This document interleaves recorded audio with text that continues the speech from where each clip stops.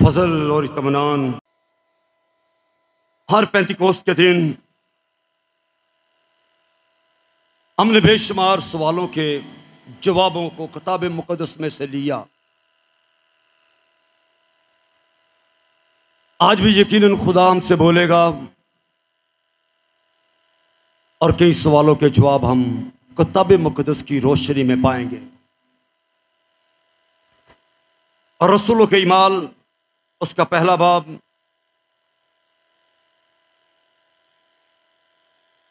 जब शागिर्दों के देखते देखते यीशु ने सौद फरमाया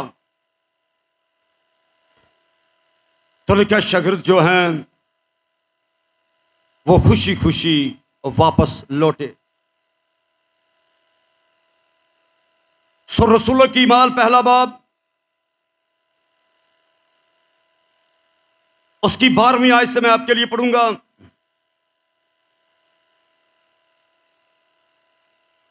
यहां पर लिखा है तब वो उस पहाड़ से जो जैतून का कहलाता है और यरूशलेम के नजदीक सब्बत की मंजिल के फासला पर है और यरूशलेम को फिरे। और जब उसमें दाखिल हुए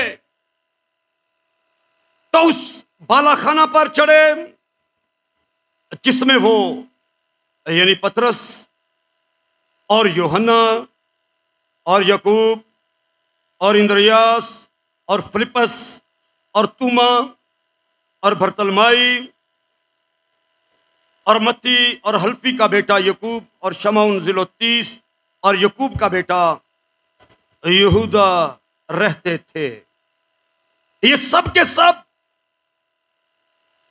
चंद औरतों और यीशु की मां मरियम और उसके भाइयों के साथ आगे क्या लिखा जी, एक दिल होकर दुआ में मशगूल रहे। सो कलामे हक के पढ़े जाने पर खुदावंद की बरकत हो। शागिर्दों ने जब यीशु को आसमान पर जाते देखा तो उसके बाद लिखा है वो खुशी खुशी वापस लौटे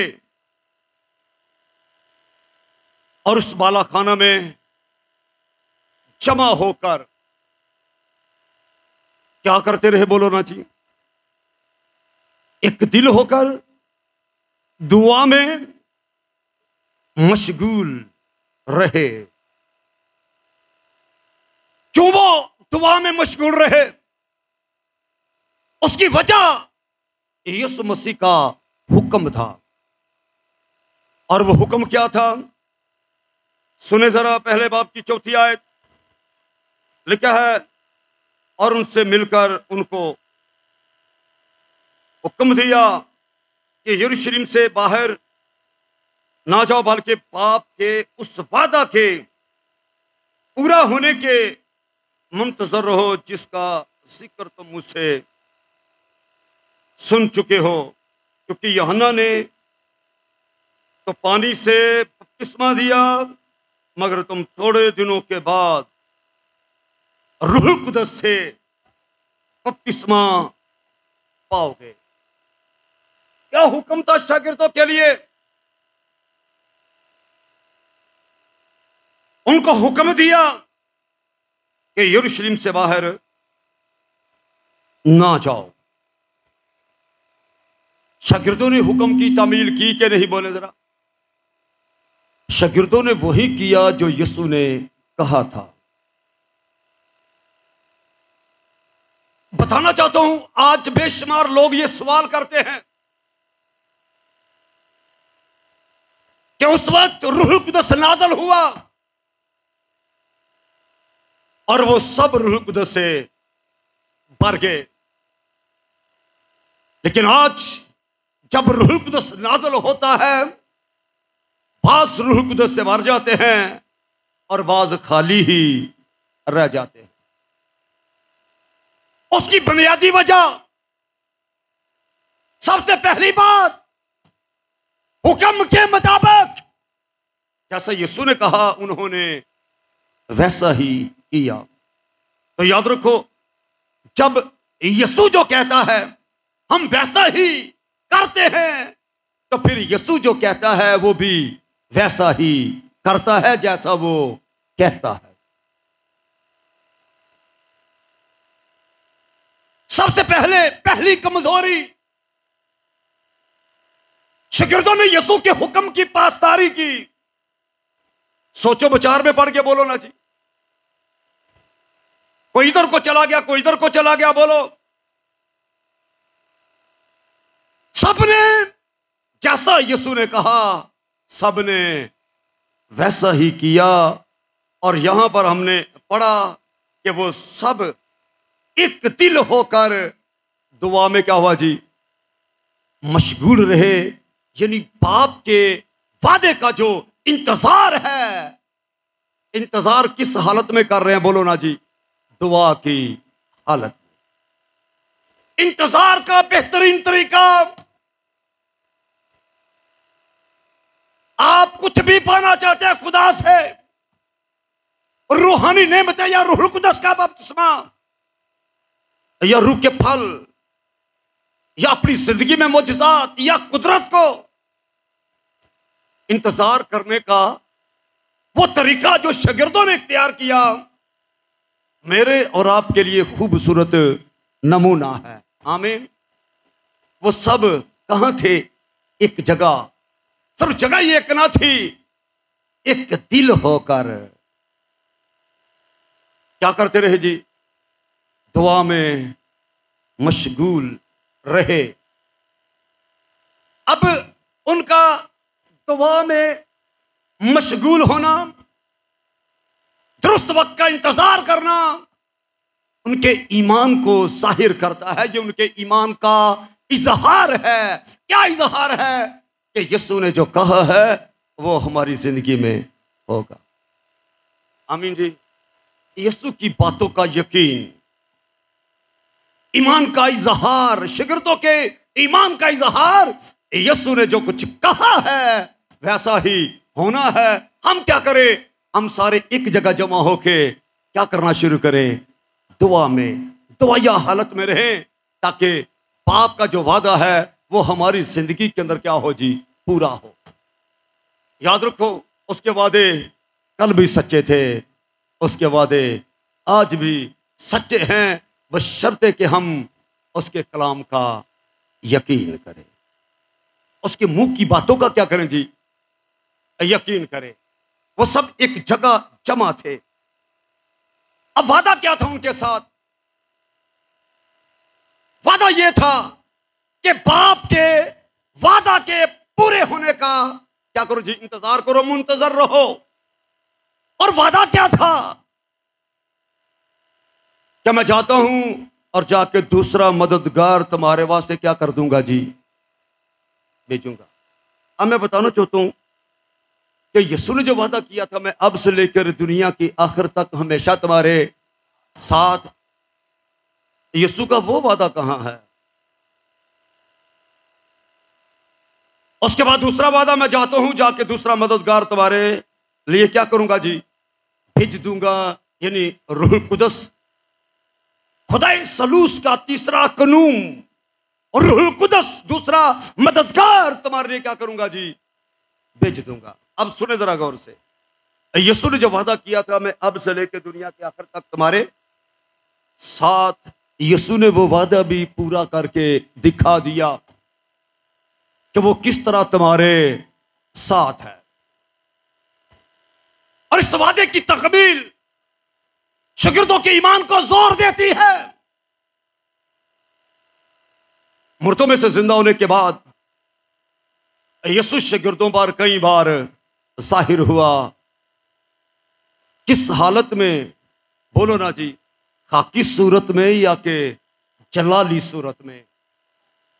शागिर्द एक कमरा में बंद हैं और यीशु आ मौजूद हुआ कि तुम्हारी सलामती हो। शागिर्द मछलियां पकड़ रहे हैं, यीशु आ मौजूद हुआ। अब देखिए, यीशु हर जगह शागिर्दों के साथ अपनी मौजूदगी को वाज़े कर रहा है। पर किस हालत में? पहले वो जमीनी बदन में, जब कलमा मुजस्सम होके आया, जमीनी बदन में उनके साथ रहा, और फिर उसके बाद जलाली सूरत में भी जगह पे जगह, बल्कि हर जगह यीशु शागिर्दों के साथ साथ दिखाई देता है। और उसके बाद वादा किया कि मेरा जाना तुम्हारे लिए फायदामंद है। मैं जाऊंगा, बोलो ना जी, मैं जाऊंगा तो दूसरा मददगार तुम्हारे वास्ते। अब यहां पर गौर से सुने, दूसरे मददगार का जो वादा है, रूह कुदस देने का, रूह कुदस का बपतिस्मा देने का जो वादा है, वो यीशु का कब पूरा हुआ? आसमान पर जाने के बाद। इस बात को याद रखना है, क्योंकि बेशुमार लोग गलत तरह की तालीमात में फंसे हुए हैं, और उनका ये कहना है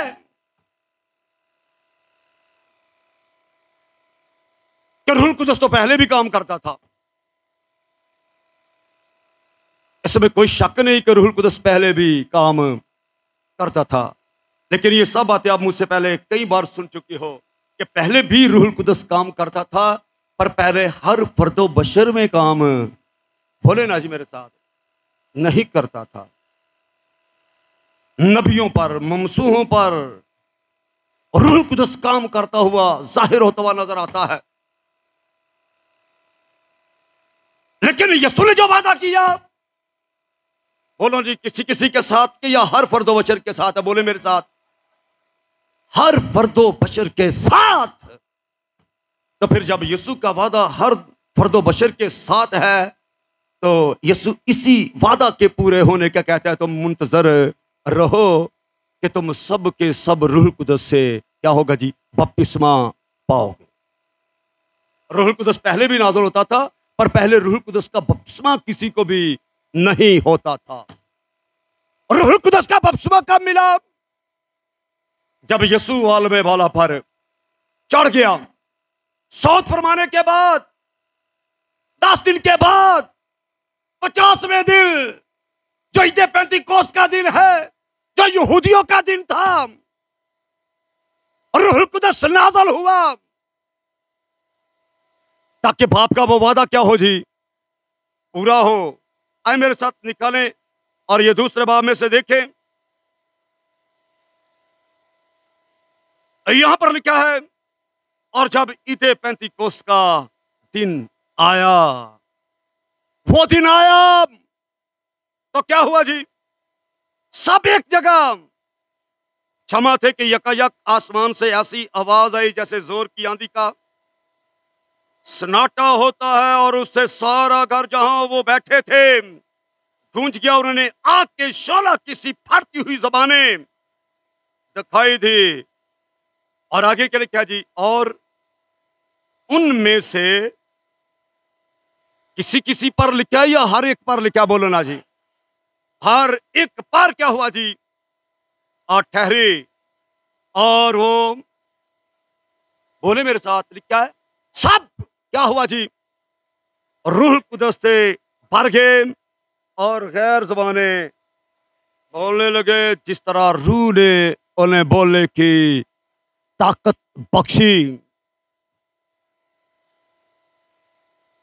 सब बालाखाना में जमा थे, सब एक दिल होके दुआ कर रहे थे, सब बाप के वादा के पूरे होने के मुंतजर थे। और रूह कुदस क्या हुआ जी? नाज़िल हुआ, और वो सब के सब, मैंने क्या बोला जी? सब के सब रूह कुदस से भर गए, और क्या करने लगे जी? गैर ज़बाने बोलने लगे। आगे लफ्ज़ है, जिस तरह रूह ने उन्हें बोलने की ताकत बख्शी। रूह पहले भी नाज़िल होता था, पर हर एक पर नहीं। बाप का जो वादा है वो हर एक के साथ है, जो सच्चे दिल से तौबा करता है, अपने गुनाहों के धोए जाने का इकरार करता है, अपनी माफी का यकीन करता है, और रूह कुदस उन सब के लिए है। और ये बाप का वादा उन सब के लिए है जो सच्चे दिल से तौबा करके खुदा बाप और बेटे और रूह कुदस के नाम से क्या करते हैं जी, बपतिस्मा लेते हैं। उन सब के साथ ये वादा है कि रूह कुदस इनाम में पाओगे। आमीन जी। उन सब के साथ ये वादा है। इससे पहले हम आगे बढ़े, जरा गौर करें, क्या वो वादा मेरी जिंदगी में पूरा हुआ है कि नहीं? बड़ा खूबसूरत मौका, ईद पेंतीकोस्त का रोज, वादे के पूरे होने का रोज। ये तो वो दिन है जिस दिन बाप ने अपने वादे को क्या किया जी, पूरा किया। तो मैंने क्या बताया, जरा पहले गौर करेंगे आगे बढ़ने से पहले, क्या वो वादा मेरी जिंदगी में पूरा हुआ है कि नहीं? यीशु ने ये कहा था मेरा जाना तुम्हारे लिए फायदामंद है। क्या वो फायदा मैंने हासिल किया है या कि नहीं? सबसे पहली बात, रूह कुदस का बपतिस्मा। जब रूह कुदस का बपतिस्मा होता है तो फिर आदमी क्या निशान जाहिर करता है? वो गैर ज़बानें बोलना शुरू हो जाता है। और यहां पर लिखा है रूह कुदस उनमें से हर आके ठहर गया और वो सब रूह कुदस से क्या हो गए जी, मर गए। और क्या करने लगे? गैर ज़बानें बोलने लगे, जिस तरह रूह ने उन्हें बोलने की ताकत बख्शी। बताना चाहता हूं, और रूह कुदस ताकत नहीं, और रूह कुदस ताकत देने वाला है। लिखा है जब आलम बाला से कुव्वत का लिबास पाओगे, क्या होगा जी? रूह कुदस नाज़िल होगा तो कुव्वत का लिबास पाओगे, आसमानी कुव्वत पाओगे। बस रूह कुदस को तस्वीर समझते हैं, लेकिन कुरिन्थियों 12वें बाब के अंदर वाज़ेह है कि रूह कुदस तस्वीर नहीं, वो तस्वीरें पैदा करता है। आमीन। लिखा तस्वीरें भी तरह तरह की हैं, मगर रूह एक ही है जो हर तरह में हर तरह का असर पैदा करता है। पर हर शख्स में रूह का ज़हूर किस लिए है जी? फायदा पहुंचाने के लिए। हर शख्स में रूह का ज़हूर फायदा पहुंचाने के लिए है। पर देखने की बात यह है, क्या फायदा हमने हासिल किया है? यह वादा हर फर्द बशर के लिए है। बाप का वादा, उसकी पीछे वजह क्या है? अगर हम मसीह की बात का यकीन करेंगे तो बाप का वादा हर सूरत में मेरी और आपकी जिंदगी में पूरा होगा। आमीन। हकीकत यह है कि हम मसीह की बातों का यकीन ही नहीं करते।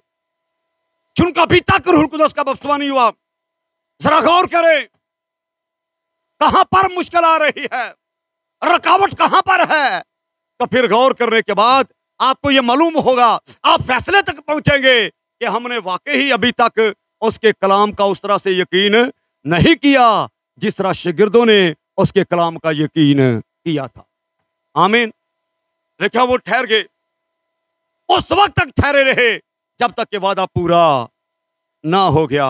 वो जानते थे यीशु ने पीछे जो वादे किए वो भी पूरे हुए हैं, यीशु ने अगला जो वादा किया है वो भी हमारी जिंदगी में जरूर ही पूरा होगा। अब बताना चाहता हूं इसकी वजह क्या है। रूह कुदस पहले भी नाज़िल होता था, लेकिन हमें मालूम होता है बाजों से जुदा हो गया, बाजों से रंजीदा हो गया।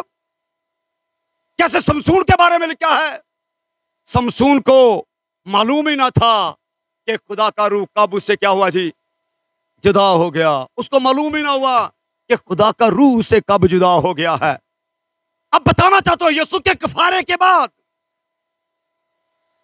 हमारी जानों का कफारा देने के बाद, हमारे गुनाहों का फिदिया देने के बाद, अब खुदा का रूह प्रॉपर अपनी सुकूनत गाह जो है वो कलीसिया को बनाना चाह रहा था। आमीन। पहले भी जमीन पर उसकी सुकूनत गाह रही। गौर से सुने, सबसे पहले खुदा ने जो अपनी सुकूनत गाह बनाई वो कौन सी जगह थी? बताना चाहता हूं, वो जगह वो झाड़ी थी जिसमें वो रहता था, जहां मूसा को आवाज दे के कहता है कि मूसा अपना जूता पीछे उतार क्योंकि ये मुकद्दस जमीन है। पहली सुकूनत गाह मूसा वाली वो झाड़ी, उसके बाद दूसरी सुकूनत गाह वो ख़ैमा इज्तिमा।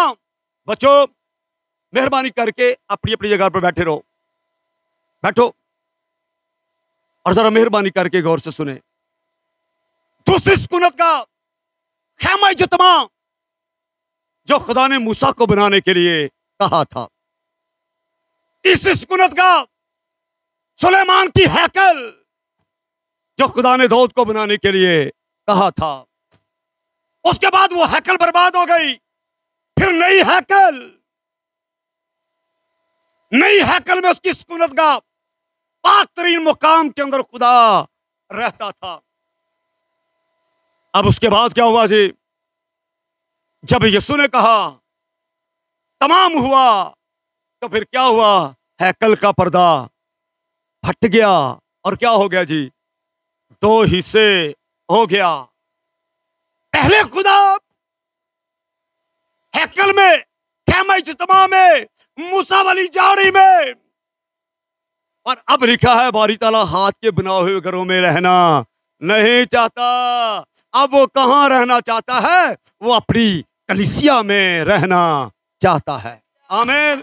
वो अपनी कलीसिया को अपनी सुकूनत का बनाना चाहता है, इंसानों के दरमियान बराबर रहाइश बनाना चाहता है, और वो चाहता है हर ईमानदार के दिल के अंदर वो सुकूनत करे। बताना चाहता हूं, रूहुल कुदस का बपतिस्मा जब हम पाते हैं तो रूहुल कुदस प्रॉपर तौर से हमारे दिलों में रहना शुरू हो जाता है। आमीन।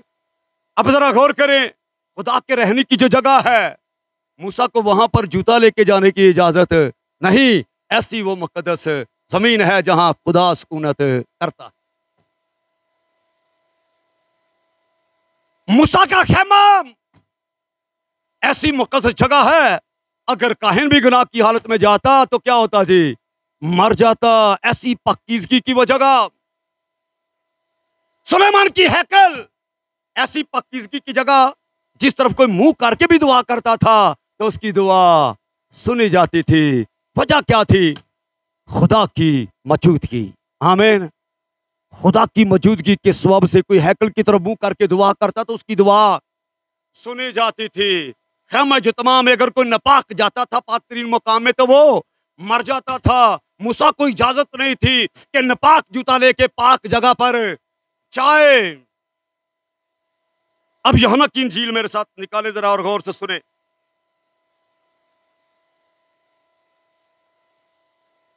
बड़ी खूबसूरत आयत मैं आपके लिए तलावत करूंगा, और यहां पर लिखा है 14वां बाब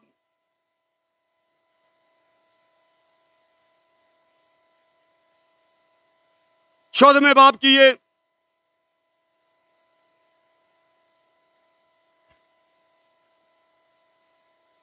16वीं आयत। यहां पर लिखा है, और मैं बाप से क्या करूंगा जी? दरखास्त करूंगा और वो तुम्हें क्या करेगा जी? दूसरा मददगार बख्शेगा। आगे क्या लफ्ज़ है जी? कि अब तक क्या हो जी तुम्हारे साथ रहे, यानी रूहे हक जिसे दुनियादार उसे हासिल नहीं कर सकता, क्योंकि वो ऐसी पाकीज़गी वाली जगह पर रहना पसंद करता है जहां नापाकी का नामो निशान तक नहीं है। लिखा है वो अपने खलियान को क्या करता है? खूब साफ करता है। गेहूं को खित्ते में जमा करता है, भूसी को साग में जो बुझने की नहीं।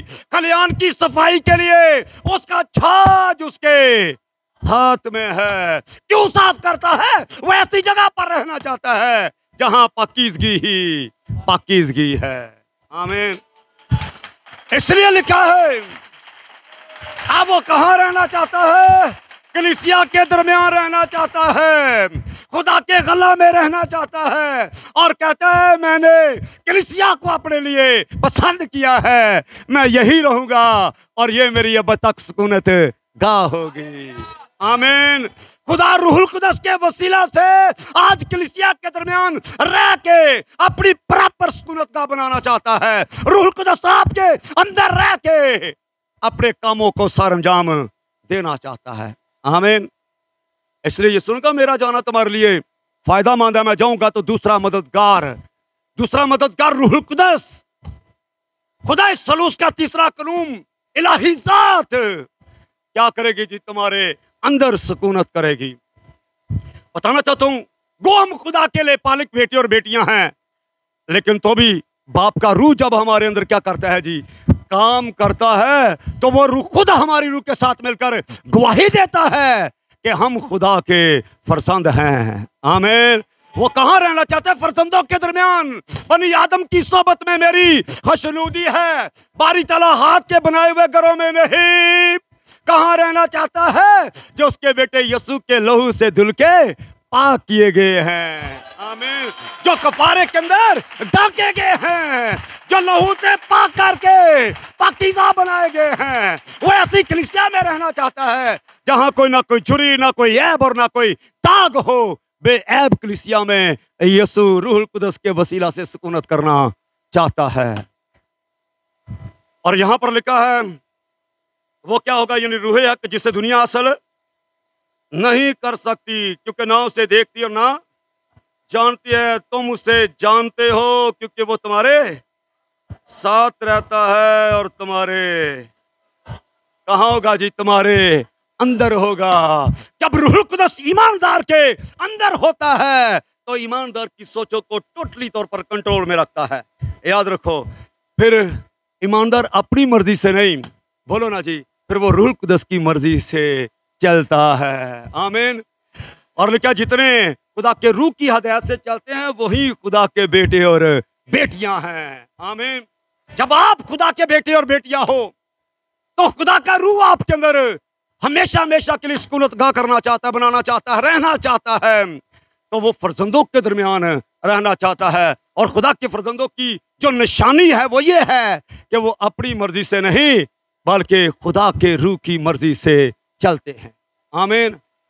तो जब वो खुदा के रूह की मर्जी से चलते हैं तो फिर उनको बोला गया है आपको परेशान होने की जरूरत।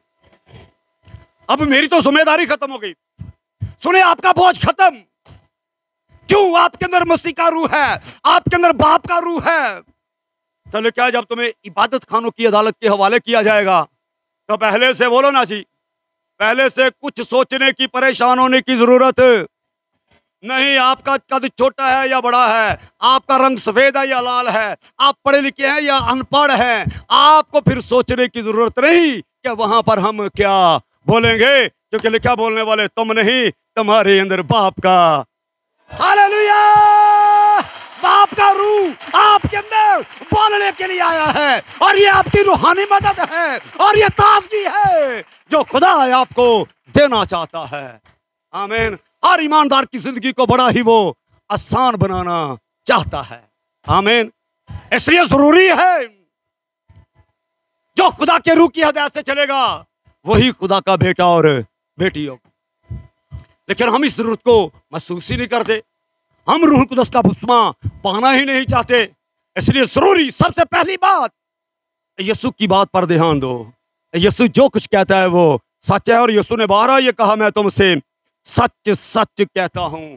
इसका मतलब क्या है? सच सच कहता हूं। सच सच से मुराद इसमें रत्ती भर भी झूठ की गुंजाइश नहीं है। जो कुछ मैं बोल रहा हूं 100% क्या है जी? सच है। इसलिए सच्ची बातों का यकीन करना चाहिए कि नहीं? करना चाहिए। तो यीशु ने जब कहा ठहरे रहो तो फिर ठहरे रहना चाहिए और बाप के वादा के पूरे होने के मुंतजर रहना बहुत ही जरूरी है। आमीन। क्योंकि रूहुल कुदस दलेरी का रूह है। फिर आप जब खड़े होते हैं तो बोलने वाले आप नहीं होते, बोलो ना जी। आपके अंदर बाप का और रूह बोलना, रूहुल कुदस बोलना शुरू कर देता है। और उसका मुंह बोलता निशान। जब रसूलों पर रूहुल कुदस नाज़िल हुआ तो वो पतरस जो यहूदियों के डर के मारे कमरे में बंद था, बाहर निकल के खड़ा हो गया और बड़ी दलेरी से कहने लगा, ए यरूशलेम के सब रहने वालों और यहूदियों, मेरी बातों को कान लगा के सुनो। कैसा तुम समझते हो कि ये ताजा मैं के नशे में नहीं है? बल्कि ये तो वो बात पूरी है जो योएल नबी की मार्फत कही गई थी कि आखिरी दिनों में ऐसा होगा। होना चाहिए कि नहीं, बोलो जी। आखिरी दिनों में ऐसा होगा कि अब मैं अपने रूह में से हर फर्द बशर पर डालूंगा। तुम्हारे बेटे और बेटियां नबूवत करेगी, जुबान रोया और बूढ़े ख्वाब देखेंगे। मैं कई तरह से अपने लोगों से क्या करूंगा जी, कलाम करना शुरू करूंगा। आमीन। और पतरस खड़ा होके जब दलेरी का रूह मिल गया, दलेरी क्या थी कि बोलने वाला तो मैं है ही नहीं, मुझे तो बस खड़ा होने की जरूरत है। आमीन। आज भी जो खुदा के रूह किए ऐसे चलते हैं, उनको ये सोचने की जरूरत नहीं कि मैं वहां क्या बोलूंगा, मुझे खड़ा किया जाएगा गवाही के लिए। तो आपको परेशान होने की जरूरत नहीं, आपको बस ईमान का कदम उठा के खड़ा होने की जरूरत है। फिर देखना, बोलने वाले आप नहीं होंगे, बोलने वाला बाप का रूह होगा। आमीन। ईमानदार के पास ये बहुत बड़ी दलेरी है, उसे रूहुल कुदस का बपतिस्मा मिला है। अल्लाह की ज़ात उसके अंदर सुकूनत करती है। मैंने बताया गो हम ले पालिक बेटे और बेटियां हैं, तो भी पाक मौदा रूह की मोहर लगा के हमें कायम कर दिया गया है। आमीन। हमें मजबूत कर दिया गया है। इसलिए खड़ा होने से कभी ना घबराओ, गवाही देने से ना डरो। बोलने वाले तुम नहीं होगे, आप गौर करके देख लेना।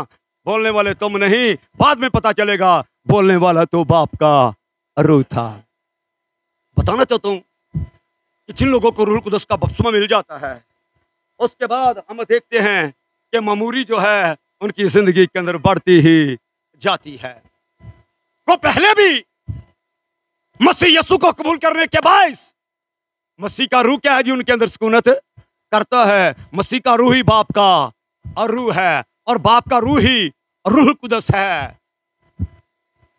और ये नहीं, बाप और बेटा और रूह के एतबार से तीन नहीं, रूह के एतबार से क्या है, एक हैं। इसलिए जब हम मसीह को कबूल करते हैं तो कबूलियत के बाद मसीह का रूह क्या है जी, हमारे अंदर आ जाता है। और जैसे जैसे हम रूहानी जिंदगी में आगे बढ़ते हैं, हमारे अंदर क्या होता है, और रूह का वो जोर, मसीह के रूह का वो जोर क्या होता है जी, बढ़ता ही जाता है। लेकिन बाप का वादा क्या है, और रूहुल कुदस का बपतिस्मा देने का। आमीन। और बेशतर आप सुन चुके हैं कि ममूरी जो है वो बार बार है, लेकिन रूहुल कुदस का बपतिस्मा एक ही बार है। इस तरह बपतिस्मे से पहले जो ममूरी है वो मसीह के रूह की ममूरी है, और बपतिस्मे के बाद जो ममूरी है वो बाप के वादा के पूरा होने की ममूरी है, जो बार बार वाली ममूरी है। आप देखिए, जो रूह से ममूर होता रहता है, ना तो वो मौत से कभी डरता है, ना उसको डरने की जरूरत है। उसकी वजह क्या है, क्योंकि दलेरी का रूह हर पल उसकी जिंदगी में काम करता रहता है।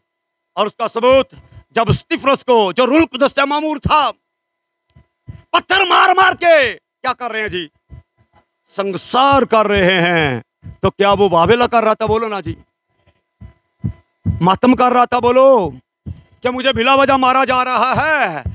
लिखा है उसने रूहुल कुदस से ममूर होके किस तरफ देखा जी, आसमान की तरफ। ये ईमानदार का मुंह बोलता सबूत है, उसे पत्थर मारो या ताने मारो, वो रूह में ममूर ही होता जाता है। आमीन। जैसा लिखा है, रूह में ममूर होते जाओ, मज़ामीर, गीत और रूहानी गजलें गाया करो। रूह की ममूरी ईमानदार के लिए बार बार है, और रूहुल कुदस की ममूरी शैतान का मुंह तोड़ता जवाब है जी। इब्लीस के लिए ऐसा जवाब है कि फिर वो कई रंग बदलना शुरू हो जाता है। अगर मोबाइल मुझे लाइट मिल जाए तो फिर मैं पढ़ना चाहूंगा जी।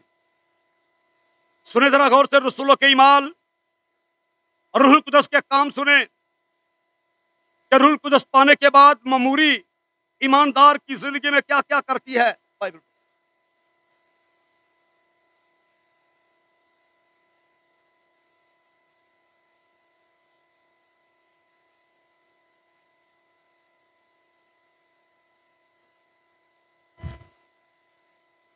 और ये हम देखेंगे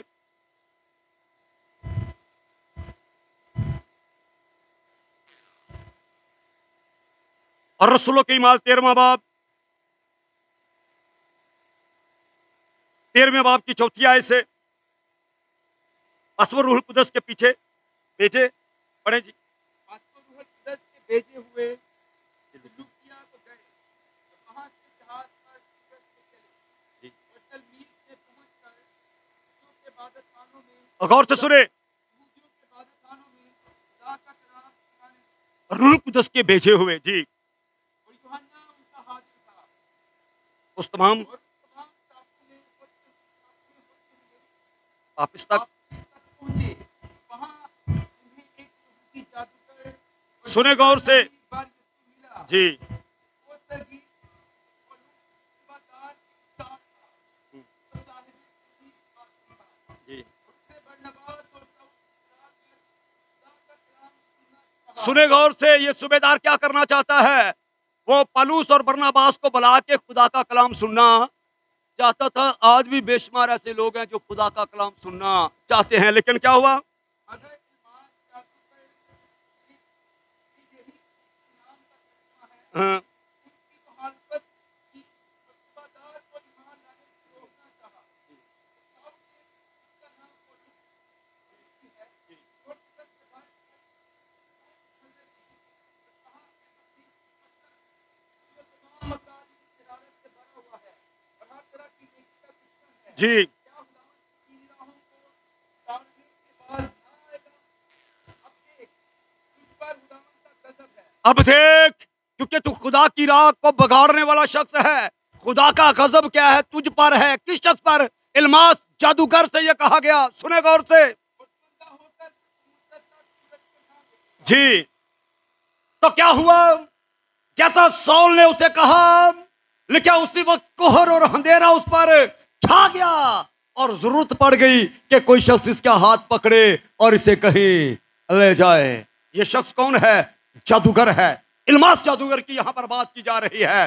कलाम सुनने से रोक रहा है, रकावट पैदा कर रहा है, लेकिन रूह कुदस के अंदर ऐसी कुव्वत और कुदरत है जो जादूगरों की सोचों को तब्दील करने की कुदरत रखता है। उसी वक्त अलमास जादूगर अंधा हो गया और रूह कुदस का मुकाबला ना कर सका।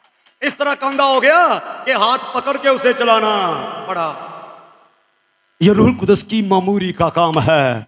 सौल ने रूह कुदस से बढ़कर क्या किया? उस पर लानत की। क्या तो कुछ मुद्दत तक क्या होगा जी? सूरज को ना देखेगा, अंधा हो जाएगा। हो गया कि नहीं? बोलो ना जी। हो गया। जब हम रूह कुदस से बढ़ जाते हैं, मामूरी हमारी जिंदगी के अंदर काम करना शुरू करती है, तो रूह की मामूरी जो है वो खुदा की गयूरी है, वो खुदा की गैरत है। खुदा की गैरत क्या करती है? वो ऐसे लोगों का मुकाबला करती है और लिखा खुदा की गयूरी ऐसा करेगी। आमीन। जादूगर भी घुटने टेक जाते हैं जब आप रूह से मामूर होते हैं। आमीन। दुनिया की कोई रुकावट आपको कलाम सुनाने से, दुनिया की कोई रुकावट आपको मोर्जे करने से, दुनिया की कोई रुकावट आपको किसी की जिंदगी तब्दील करने से रोक नहीं सकती, क्योंकि बोलने वाले तुम नहीं, तुम्हारे अंदर बाप का रूह बोलेगा। बाप का रूह दलेरी का रूह है, कालियत का रूह है। वो कायल करता है, तौबा करने पर मजबूर करता है। वो चाहता है कि हर कोई बचाया जाए, वो किसी की हलाकत नहीं चाहता। आमीन। वो हलाकत नहीं चाहता, इसलिए क्या करता है? कहता रहा ठहरे रहो। क्या करो जी? ठहरे रहो। और जो खुदा के कलाम का, मसीह की बातों का यकीन करते हैं, मसीह उनकी जिंदगी में अपने वादे को पूरा करता है। जैसा यहां पर ईद पेंतिकोस्त के दिन उसने अपने वादे को पूरा किया और रूह कुदस को नाज़िल किया और वो सब रूह कुदस से भर गए और गैर ज़बानें बोलने लगे। और उसके बाद हम देखते हैं कि ये मामूरी जो है उनकी जिंदगी के अंदर क्या हुई थी? बढ़ती गई। ये 12वीं आयत पढ़ रहा हूं जी, सुने गौर से।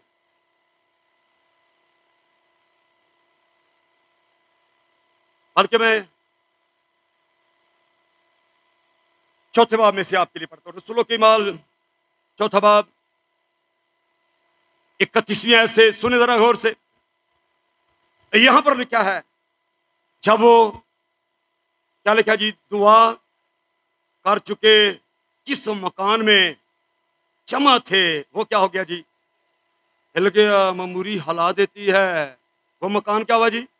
हिल गया। वो सब रूह कुदस से भर गए और खुदा का कलाम दिलेरी से सुनते रहे।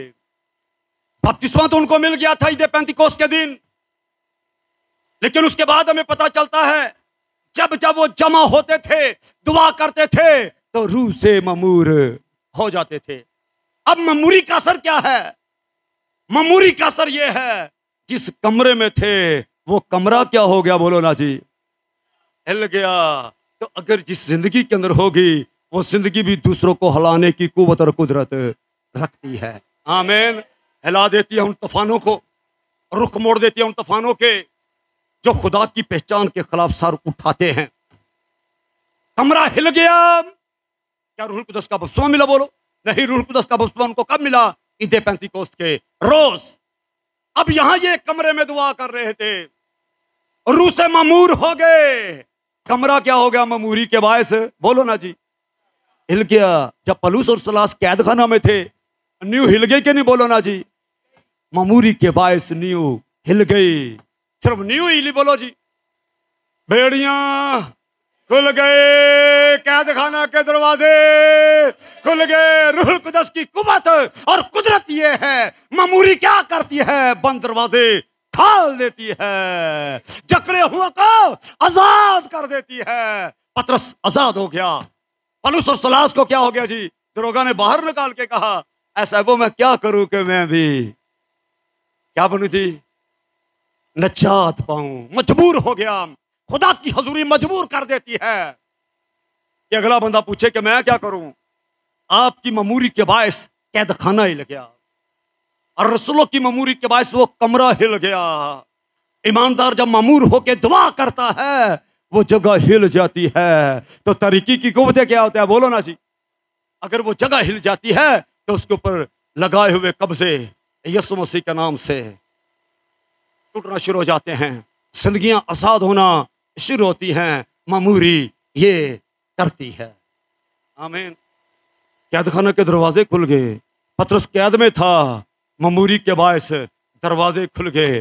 पलूस और सलास दुआ कर रहे थे, ममूरी के बायस कैद खाना की क्या हो जी?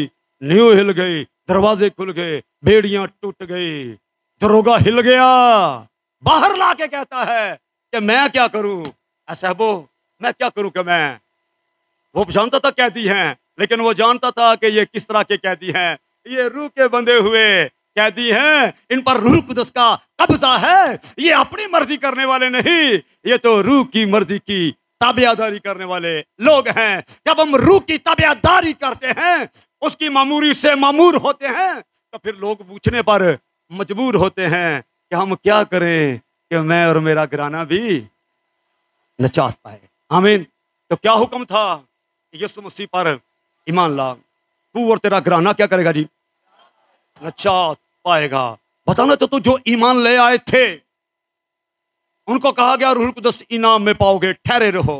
जब वो ठहरे रहे, तो उनको रूहुल कुदस का बपतिस्मा मिला। बोले ना जी, रूहुल कुदस का बपतिस्मा मिला। और जिनको रूहुल कुदस का बपतिस्मा मिला, उसके बाद वो रूह से ममूर होते गए। खुदा का कलाम फैलता गया, शिगिर्दों का शुमार बढ़ता गया। वो रूह की ममूरी में बढ़ते गए। बल्कि खुदा तो ये चाहता है उसकी सारी ममूरी तक मामूर हो जाओ। आमीन। ये अलोहियत की सारी ममूरी क्या करती है? मसीह में मुजस्सम होकर सुकूनत करती है। और उसी ने कहा कि मैं जाऊंगा तो जाके दूसरा मददगार तुम्हारे वास्ते बेच दूंगा। आमीन। वो अब तक तुम्हारे साथ नहीं, बल्कि तुम्हारे अंदर होगा। साथ वाली चीजें जुदा हो जाती हैं, याद रखो मेरी बात को, पर अंदर वाली चीजें कभी जुदा नहीं होती, क्योंकि वो आपके साथ एक होती हैं। आमीन। आपके साथ एक होती है। इसलिए याद रखो, जब तक ईमान नहीं लाया, इसलिए दरोगा की बात बड़ी ही फायदामंद है कि मैं क्या करूं कि मैं भी नजात पाऊं। आमीन। क्योंकि लिखा है, तौबा करो और रजू लाओ, ताकि खुदावंद के हुजूर से ताजगी के दिन आए। जिन्होंने अभी तक तौबा नहीं की, वो क्या करे? तौबा करें, ताकि खुदावंद के हुजूर से क्या हो जी? ताजगी के दिन आए। जो अभी तक ठहरे नहीं, उनके लिए हुक्म है कि वो ठहरे रहें। कब तक? जब तक आलम बाला से कुव्वत का लिबास ना मिले। आमीन। जिनको कुव्वत का लिबास मिल गया है, हर रोज रूह से मामूर होते जाओ, क्योंकि मामूरी बड़ी कुदरत को जाहिर करती है। आमीन। इसलिए जरूरी है रूह कुदस का बपतिस्मा होना, जरूरी है मसीह की बातों का यकीन करना। आमीन। इसके अलावा सुने गौर से, इबादत के दौरान अगर किसी के दिल में कोई सवाल पैदा हुआ हो तो फिर वो याद करके रखे, जब मैं विजिट के लिए आऊंगा तो वो जरूर इन सवालों को मुझसे पूछे। मैं बाइबल के मुताबिक उनको इन सब बातों के जवाब दूंगा। ये वक्त नहीं कि मैं हर एक को जवाब दूं, लेकिन दौरान विजिट हर किसी को इजाजत है कि रूह कुदस के तलक से कोई भी सवाल पूछना चाहे तो वो पूछ सकता है। लेकिन मैंने चीदा चीदा बातें जो आज जरूरी थी वो पहले मैं आपको बता चुका हूं। लेकिन बेशुमार सवालों के जवाब हमारे यूट्यूब चैनल पर मेरे हर सरमन के अंदर दिए गए हैं, इसलिए जरूरी है अगर आप सुनना चाहें तो उनको सुने। उसमें बेशुमार सवालों के जवाब हैं, कुछों को आज मिल गए हैं, बाकी जो रह गए हैं विजिट के दौरान जरूर मुझसे पूछे। खुदा आपको बरकत दे।